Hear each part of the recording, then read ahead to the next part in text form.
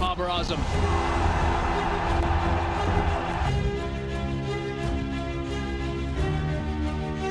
This could be the moment. This is the moment. T20 world cup 2021 में पाकिस्तान ने पहली बार भारत को किसी वर्ल्ड कप मैच में हराया। इस पर उस वक्त के इंटीरियर मिनिस्टर शेख रशीद साहब ने कहा कि ये इस्लाम की जीत हुई है। सारी आलम इस्लाम को फतेह मुबारक हो, पाकिस्तान जिंदाबाद। फिर ऐसे ही जरा ये वीडियो भी देख लें। Victory and Sri Lanka winning by 7 wickets to the. ये अहमद शहजाद दिलशान से कह रहे हैं कि अगर आप इस्लाम कबूल कर लो तो फिर कोई फर्क नहीं पड़ता आपने दुनिया में क्या किया है, बस आप सीधा जन्नत में। फिर ऐसे ही पाकिस्तान इंडिया के मैच के दौरान मोहम्मद रिजवान के ग्राउंड में नमाज पढ़ने पर वकार यूनुस का ये कहना। और सबसे अच्छी बात जो रिजवान ने की कि फिर उसने माशाल्लाह उसने ग्राउंड में खड़े होकर नमाज पढ़ी, जो कि हिंदुओं के बीच में खड़े होकर, so that was really something very very special for me. इन सारी हरकत से वाजे ये होता है कि हमें कितना शौक है पूरी दुनिया को हिदायत के रास्ते पर लाने का। वैसे ये कीड़ा सिर्फ क्रिकेट तक ही महदूद नहीं है, बल्कि ओवरऑल मुआशरे का ही ये हाल है कि हमारी खुद की हरकतें जैसी मर्जी हो, लेकिन जैसे ही हमें कोई गैर मुस्लिम नजर आता है तो हम पर वाजिब हो जाता है कि अब तो इसको दीन हक पर ला कर ही छोड़ना है। आपके शौहर मुसलमान हैं जी, बच्चे क्या फॉलो कर रहे हैं? इस्लाम। तो आपका क्या इरादा है इन फ्यूचर? मेरा? हाँ, एज इन कन्वर्ट। अब पता नहीं इसकी वजह हमारी इल्म की कमी है या जो इल्म हम तक पहुंचाया गया है सिलेबस के थ्रू, जो इंटेलेक्ट हमें दिया गया है वो, क्योंकि ये मसला सिर्फ अनएजुकेटेड लोगों तक महदूद तो नहीं है। हमने खड़े इस्लामी मुल्क में तो आपके सर पे दुपट्टा नहीं है। हाँ, मान लेते हैं कि हमारे क्रिकेटर्स ज़्यादा पढ़े लिखे नहीं होते, जो कि मैटर भी नहीं करता, उनका गेम मैटर करता है और उसमें वो बहुत अच्छे हैं, लेकिन उनको छोटी उम्र में ही पूरी दुनिया का एक्सपोजर मिल चुका होता है। अब सोचने वाली बात यह है कि पूरी दुनिया देखने के बाद, दुनिया में इतना नाम कमाने के बाद भी एक दूसरे मजहब को रिस्पेक्ट कैसे करना है ये क्यों नहीं सीख पाते। तो मैं एक दफा घर आया तो मैं कमरे से बाहर निकला तो अंशा थी कि अक्सा थी, तो वो टीवी के सामने स्टार प्लस चल रहा था और वो ये इंडियन ड्रामों में क्या होता है, थाली लेके यूं यूं करके क्या कहते हैं उसको, पता नहीं, आरती, पता नहीं क्या, वो यूं कर रही टीवी के सामने खड़े हो गए। तो मैंने यूं करके देखा तो मैं पता नहीं क्या हुआ कि मैंने यूं करके दीवार के अंदर ही टीवी कर दिया। स्पोर्ट्समैन वो होते हैं कि जिनके फैंस फिल्म स्टार्स भी होते हैं, यानी वो पूरी कौम के हीरो होते हैं। शाहिद आफरीदी इंडिया में भी वही पॉपुलैरिटी रखते हैं जो कि यहाँ रखते हैं। अब उनके ऐसा कहने से एक हिंदू फैन को कितनी ठेस पहुंची होगी। हालांकि ऐसी ताज्जुब अंगेज बातें हमें दुनिया में और कहीं स्पोर्ट्समैन की तरफ से सुनने को नहीं मिलती। इवन दुनिया भर के मुसलमान स्पोर्ट्समैन भी देख लें, किसी ने भी कहीं दीन का कोई इल्म नहीं उठाया हुआ। ये शर्फ सिर्फ हमें हासिल हुआ है कि हमारी क्रिकेट टीम क्रिकेट में कुछ करे या ना करे, दीन की तबलीग फुल जोरों शोर से जारी रखती है। अल्लाह के हाथ, खुशी और गम अल्लाह के हाथ, जिंदगी और मौत अल्लाह के हाथ। दोस्तों, आप में से जो 90s किड्स हैं, खैर किड्स बोलना तो नहीं बनता, अलबत्ता आप लोगों ने ये ज़रूर देखा होगा कि कैसे अर्ली 2000s में हमारे क्रिकेटर्स की दाढ़ियाँ बढ़ना शुरू हो गई। सईद अनवर, मुश्ताक अहमद, सकलैन मुश्ताक से लेकर मिसबाउल हक और सईद अजमल तक कई क्लीन शेव प्लेयर्स ने माशाल्लाह काफ़ी मजहबी हुलिया अख्तियार किया। और इन्हीं बातों में कहीं छुपी है आज पाकिस्तान क्रिकेट टीम के अंदर पलने वाले मजहबी तासुब की वजह। अगर आप 90s की या उससे पहले की पाकिस्तान टीम देखें तो हमें कहीं भी मजहबी आइडियोलॉजी की इंडोर्समेंट वाला एटीट्यूड नहीं मिलता। सबको पता है कि हमारे पुराने क्रिकेटर्स का लाइफस्टाइल कैसा था, बल्कि हमारे बहुत से लेजेंड्स तो अपनी अय्याशियों के बारे में बहुत फख्र से बताते हैं। फिर सुनने में तो ये भी आता है कि पहले पाकिस्तान क्रिकेट टीम के ड्रेसिंग रूम में भी शैंपेन पार्टी होती थी मैच जीतने के बाद। ये एक 1976 की पोस्ट मैच सेलिब्रेशन की पिक्चर है खान साहब और मुश्ताक मोहम्मद की। फिर पहले प्लेयर्स अपनी पोस्ट मैच सेरेमनीज में बार बार रिलीजियस स्लोगन्स का इस्तेमाल नहीं किया करते थे, ना ही किसी प्लेयर ने दाढ़ी बढ़ाई भी होती थी, सभी क्लीन शेव हुआ करते थे। हमारे हरदिल अजीज इमरान खान तो माशाल्लाह से ख़वातीन में काफ़ी मकबूल थे और क्लबिंग भी उनकी रोज़ की रूटीन थी। फिर अचानक इस टीम में ये 180 डिग्री का शिफ्ट कैसे आया? इसके पीछे रीज़न था 80 की दहाई में की जाने वाली पाकिस्तान की इस्लामाइजेशन, जिसके नतीजे में तबलीगी जमात का पाकिस्तान भर में इन्फ्लुएंस बहुत ज़्यादा बढ़ गया। लेकिन इसका असर रसूख पाकिस्तान क्रिकेट टीम तक उस वक्त पहुँचा जब हमारे legendary opener batsman Saeed Anwar ने इनको ज्वाइन किया।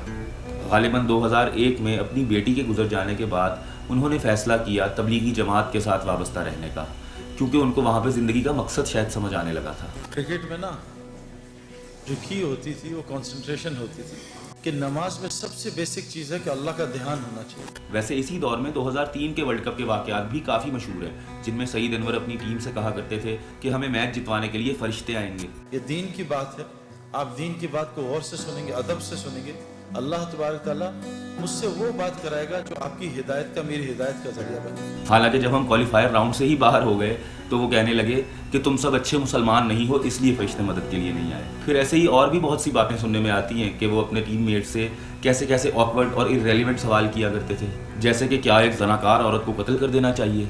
अब जाहिर है इन बातों का क्रिकेट से क्या लेना देना। फिर सोने पर सुहागा ये कि 2003 में सकलैन मुश्ताक अहमद और कप्तान बनने के बाद इंज़मामुल हक ने भी तबलीगी जमात ज्वाइन कर ली, जिसके बाद फिर मजहबी अकायद और अमाल के इजहार का एक ट्रेंड सा बन गया पाकिस्तानी टीम के अंदर। 11 का मैच खेलने गए, वर्ल्ड 11 का, वहाँ दुनिया के सारे प्लेयर आए हुए थे। मगरिब की और इशा की नमाज है ना ग्राउंड में होती थी, तो जिस समय हमारे लड़के अजान दे के नमाज पढ़ते ना, तो सारे हमें देखते थे कि यार भाई ये किस तरह करते हैं। मैच से पहले अब स्ट्रेटेजिक मीटिंग्स के बजाय बाजमात नमाज होने लग गई ग्राउंड में। खैर नमाज पढ़ना तो एक अच्छी बात है, लेकिन इसी के साथ इंज़मामुल हक का एक और मसला था उनके माइंडसेट में को एग्जिस्टेंस की कमी। उनकी कभी भी उन प्लेयर्स से नहीं बनी जो उनकी आइडियोलॉजी ऑफ इस्लाम से इख्तलाफ रखते हैं, जैसे कि मिसबाहुल हक, यूनुस खान या शोएब अख्तर। ये सब वो लोग हैं जिन्होंने इंज़माम के दौर में काफ़ी सफ़र किया है। इनफैक्ट मिसबाहुल हक तो इंज़माम के पूरे टेन्योर में पाकिस्तान टीम में खेले ही नहीं, और रीज़न सिर्फ ये है कि वो अपने अकायद को अपने तक रखने में बिलीव करते थे और अपने मजहब के बेवजह दिखावे से भी गुरेज करते थे। Same issue was between Yunus Khan and Inzamam. फिर दानिश कनेरिया के साथ टीम का कैसा सलूक था ये भी बारहा हमारे क्रिकेटर्स और खुद दानिश कनेरिया भी बता चुके हैं। बात खुल जाएगी वैसे कि सर ये यहाँ से खाना क्यों ले रहा है, मैं कप्तान होगा तो अपने घर पे मैं उठा के बाहर फेंक दूंगा। यार कोई हिंदू है ना वो खेलेगा पाकिस्तान, और उसी हिंदू ने टेस्ट सीरीज जिताई। मैंने कहा अब बोल। अब इंज़माम की कैप्टनसी खत्म होने तक तबलीगी जमात के असरात पाकिस्तानी टीम के अंदर इस कदर फैल चुके थे कि आहिस्ता आहिस्ता इनके साथ के जो प्लेयर्स थे वो भी इस्लाम के लंबरदार बनते गए। What do you feel about India? What do you feel about Indian people? And we are one. मतलब अगर देखा जाए तो हम हिंदुस्तान पाकिस्तान मतलब हम एक जैसे दिखते हैं। And why do we have so much of कि इतनी नफरत? देखो टू नेशन थ्योरी से लेके आज तक की बहुत लंबी हिस्ट्री है, हम उस पर बिलीव करते हैं। टू नेशन थ्योरी पे मैं करता हूँ। देखें एक हमारा एक आइडियोलॉजी है, उस आइडियोलॉजी को बात करने चलेंगे ना हम तो वो बहुत दूर निकल जाएगी। यार आप इतने बड़े स्टार क्रिकेटर हैं और आपकी राइवल टीम का खिलाड़ी इतनी अच्छी लोगों को मिलाने वाली बात कर रहा है, लेकिन आपके अंदर का मुजाहिद जाग जाता है। हालांकि आपका कोई ऐसा बिलीफ है भी तो फॉर अ स्वीट जेस्चर ही आप अगले बंदे की तारीफ कर देते हो, लेकिन नहीं, आपने ही तो नजरिया पाकिस्तान को पूरी दुनिया तक पहुंचाना है। फिर जो इनसे अगली जनरेशन आई है उनका भी पहला फर्ज अच्छी क्रिकेट खेलने के बजाय इस्लाम की दावत देना ही हो गया। दोस्तों इसके पीछे क्या माइंडसेट है जो इनको इनकी गेम इंप्रूव करने के बजाय इस्लाम की दावत देने पर मोटिवेट करता रहता है? तो वो ये माइंडसेट है कि अगर मुसलमान अपनी मुसलमानियत पे आ जाए तो एक आदमी भी इस दुनिया में गैर मुस्लिम न रहे।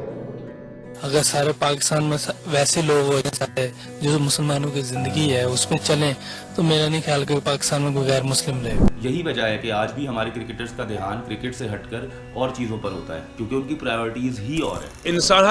हर इंसान दो जगह का वो ब्रांड एम्बेसडर है। वो पहले इस्लाम का है, वो दुनिया में कहीं पे भी जाता है तो इस्लाम को रिप्रेजेंट करता है अगर वो मुसलमान है तो रिजवान भाई आप क्रिकेट के बजाय किसी पेश इमाम का ट्रायल दे देते और लग जाते किसी मस्जिद के इमाम।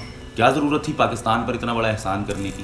नुकसान अल्लाह के हाथ में, खुशी और गम अल्लाह के हाथ में, जिंदगी और मौत अल्लाह के हाथ में। हालांकि यहाँ हम पाकिस्तानियों की हिपोक्रेसी नजर आती है। एक तरफ आपके लिए ये सब कोई मायने नहीं रखते और दूसरी तरफ मैच जितना मर्जी इंटेंस हो आपकी बैटिंग में आपके स्टैट्स की लालच साफ नजर आ रही होती है। यानी ये आखिरत वाला चूरन भी सिर्फ हमारे लिए ही है। और फिर सोने पर सुहागा हमारे सीनियर क्रिकेटर्स जो इनकी ऐसी ओछी हरकतों को बढ़ावा देते हैं। और सबसे अच्छी बात जो रिजवान ने की कि फिर उसने माशाल्लाह उसने ग्राउंड में खड़े होकर नमाज पढ़ी जो कि हिंदुओं के बीच में खड़े होकर, so that was really something very very special for me। हालांकि वहीं आप दुनिया में किसी और क्रिकेटर को ऐसी किसी एक्टिविटी में मुलव्विस नहीं पाएंगे। बाकी क्रिकेटर्स गेम पर फोकस करते हैं, अपनी स्किल्स को अपग्रेड करते हैं। हमारे वाले सिर्फ अपनी आखिरत अपग्रेड करने में लगे रहते हैं। यानी काम दीनी तबलीग का करना है और सैलरीज क्रिकेटर्स वाली चाहिए। यहाँ पर मैं ताबिश हाशमी की बात को सेकंड करूंगा। हम लोगों के पास ना भाई इतनी इस्तिताअत नहीं है एज अ कौम, या इतनी औकात ही नहीं है कि इतनी महंगी टीम अफोर्ड कर सकें। तब भी पाकिस्तान ने इतनी महंगी टीम, इतने महंगे क्रिकेटर्स, इतना खर्च करने की टीम रखी हुई है।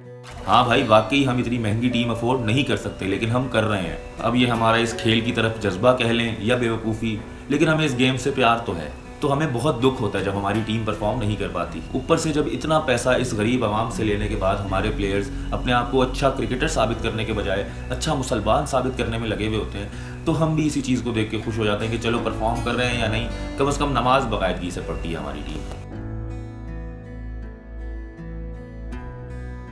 हमारी टीमें ज़्यादातर ताजुलगुजार है और 4 वक्त हमारी पाबंदी से नमाज होती है, तालीम होता है अल्हम्दुलिल्लाह। पूरी दुनिया में इस्लाम का प्रचार भी करते हैं और कैमरा निकाल के गोरों के मुल्क में फुटपाथ पर नमाजें पढ़ते हैं। इस बात पर फ़ख्र है हमें। दोस्तों, अगर आपने ये वीडियो एंड तक देख ली है तो इसको लाइक ज़रूर कर दें और चैनल को भी सब्सक्राइब कर दें। और अगर आपको मेरी बात से कोई इख्तलाफ है तो मुझे कमेंट्स में ज़रूर बताएं। शुक्रिया।